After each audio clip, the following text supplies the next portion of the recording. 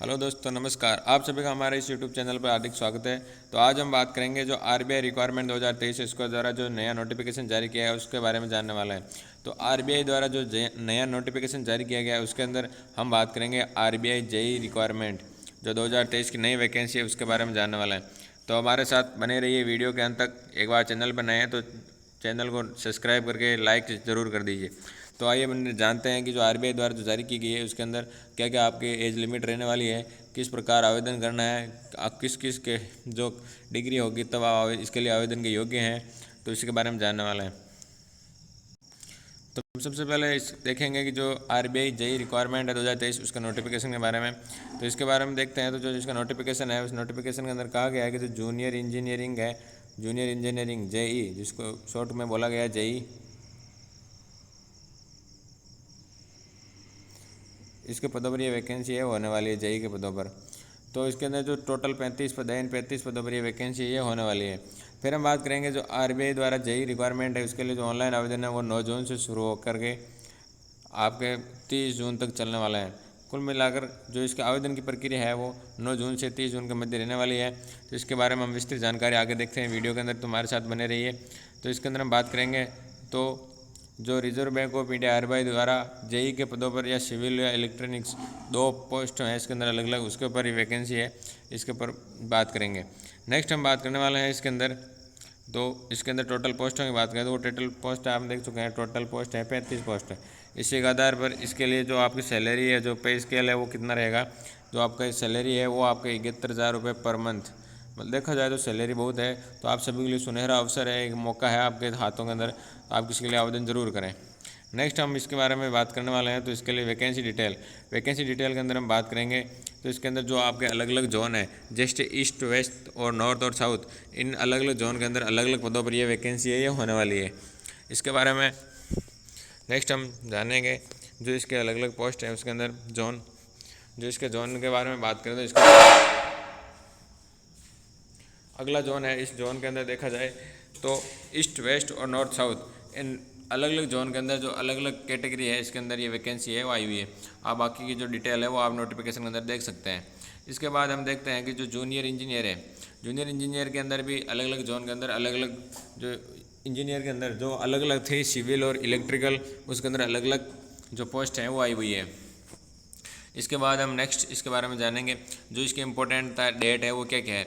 Important date के अंदर वैसे हम बात भी कर चुके हैं। तो इसके लिए अप्लाई फॉर्म है वो 9 जून से शुरू होकर के आपके 30 जून 2023 तक चलने वाले हैं। साथ ही इसके द्वारा जो नई इसकी एग्ज़ाम डेट है वो भी इसके अंदर जारी कर दी गई है, वो आपके है 15 जून। जो आरबीआई रिक्वायरमेंट के अंदर जो एग्ज़ाम डेट है वो 15 जून या 15 जून नहीं या जुलाई होगा, तो करेक्शन में मिस्टेक हो चुकी है। इसके बाद नेक्स्ट हम जो भी आगे जानकारी वो आप नोटिफिकेशन के अंदर देख सकते हैं। यहाँ पर आपके करेक्शन के अंदर थोड़ी मिस्टेक हो गई लिखने के अंदर। नेक्स्ट हम इसके अंदर जानेंगे जो इसके लिए आवेदन शुल्क है वो कितना रखा गया है। तो आवेदन शुल्क के अंदर हम बात करें तो मोटे मोटे तौर पर देखा जाए तो जो जनरल ओबीसी के ओबीसी और ईडब्ल्यूएस कैंडिडेट है उनके लिए 450 रुपये, एससी एसटी पीडब्ल्यूडी और ईएसएम के जो कैंडिडेट उनके लिए 50 रुपये रखा गया है। इसके लिए आप पेमेंट का mode online through credit card, debit card या नेट बैंकिंग के थ्रू किस प्रकार करना चाहते हैं वो आप पर निर्भर करता है। इसके बाद नेक्स्ट हम बात करेंगे एज लिमिट। एज लिमिट के अंदर बात करें तो इसके अंदर लिए जो कैंडिडेट है उसकी आयु 20 वर्ष तथा अधिकतम 30 वर्ष। जो कैंडिडेट 20 वर्ष से 30 वर्ष की आयु के बीच में है वो इसके लिए आवेदन कर सकते हैं। नेक्स्ट हम बात करेंगे इसके अंदर जो आपको ओबीसी ईडब्ल्यूएस जो आपको अलग जो आरक्षित वर्ग हैं उनको निम्नानुसार छूट भी दी गई है। इसके अनुसार हम बात करेंगे नेक्स्ट इसके अंदर आपकी क्या क्या योग्यता चाहिए। योग्यता अंदर बात करें तो पहले आती है जो जेई है, इसके अंदर जो जूनियर इंजीनियर है इसके अंदर जो सिविल पोस्ट है, सिविल पोस्ट के अंदर आपको चाहिए minimum 3 years diploma in civil engineering. ये पहले आपने सिविल इंजीनियरिंग की होनी चाहिए, फिर सिविल इंजीनियरिंग के अंदर 3 साल का आपके पास डिप्लोमा होना चाहिए एक्सपीरियंस का, और साथ भी जिस भी आप मान्यता प्राप्त बोर्ड या यूनिवर्सिटी के साथ 65% मार्क के साथ यानी फर्स्ट डिवीज़न पास होना ज़रूरी है। इसके बाद नेक्स्ट हम जानेंगे इसके अंदर जूनियर इंजीनियर का जो इलेक्ट्रिकल है उसके पदों पर वैकेंसी है।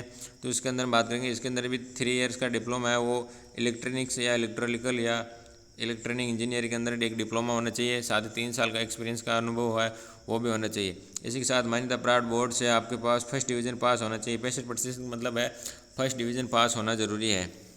इसके साथ ही हम बात करें और तो इलेक्ट्रॉनिक्स के अंदर आपको जो भी है 55% मार्क भी होना ज़रूरी है। फिर इसका हम बात करेंगे सिलेक्शन प्रोसेस के अंदर बात करेंगे तो इसके अंदर सबसे पहले आपका रिटन एग्ज़ाम होने वाला है। इस रिटन एग्ज़ाम के बाद में फिर होगा लैंग्वेज प्रोफिशिएंसी टेस्ट।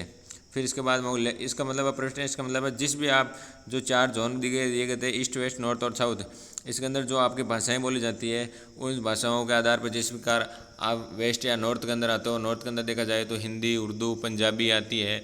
इन भाषाओं का आपका मौखिक मतलब नॉर्मली आप साक्षात्कार लिया जाएगा कि इन भाषाओं के अंदर आप बोल सकते हैं या नहीं बोल सकते। फिर डॉक्यूमेंट वेरिफिकेशन होगा, फिर मेडिकल एग्जाम के तौर पर आपको बुलाया जाएगा। हम बात करते हैं मोटे मोटे तौर पर जो एग्ज़ाम पैटर्न है, एग्ज़ाम पैटर्न के अंदर क्या रहेगा, तो एग्ज़ाम पैटर्न के अंदर बात करें तो इसके अंदर आपको नेगेटिव मार्किंग है। इसके अंदर टाइम दिया जाएगा वो 150 मिनट दिए जाने वाले हैं। साथ ही ये CBT का टेस्ट है, इसके अंदर qualify each part of objective test, जो इसके अंदर जो पार्ट हैं वो 3 या 4 भाग होंगे, प्रत्येक भाग में आपको पास होना ज़रूरी है। साथ ही इसके अंदर the medium of education paper, जो इसका पेपर है वो हिंदी और इंग्लिश दोनों के अंदर आने वाला है। इसके अंदर बात करेंगे पेपर की, तो पेपर के अंदर है जो इसके भाग है पहला है इंग्लिश के अंदर 50 क्वेश्चन 50 नंबर के हैं। इसी के साथ नेक्स्ट हम बात करेंगे पहला जो 2 नंबर पर है engineering discipline paper first 40 question 100 number के, engineering discipline paper second 40 question 100 number के, फिर रीजनिंग आती है 50 क्वेश्चन 50 नंबर के। कुल मिला के देखा जाए तो ये पेपर है आपके 300 नंबर का होने वाला है। 180 क्वेश्चन है और 300 नंबर का पेपर है।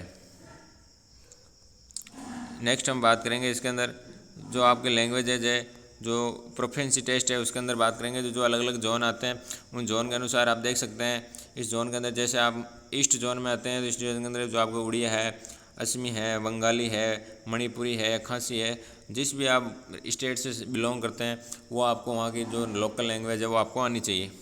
फिर जो बात करें वेस्ट जोन दक्षिण में अंदर जो गुजराती है, मराठी या कोंकणी, इन तीनों भाषाओं का ज्ञान आपको होना चाहिए। नेक्स्ट हम बात करते हैं तो फिर आता है नॉर्थ जोन के अंदर पंजाबी, हिंदी, उर्दू और कश्मीरी, इन भाषाओं का ज्ञान होना चाहिए। साउथ के अंदर बात करें तो कन्नड़ा, तमिल और मलयालम, इन भाषाओं का ज्ञान होना चाहिए।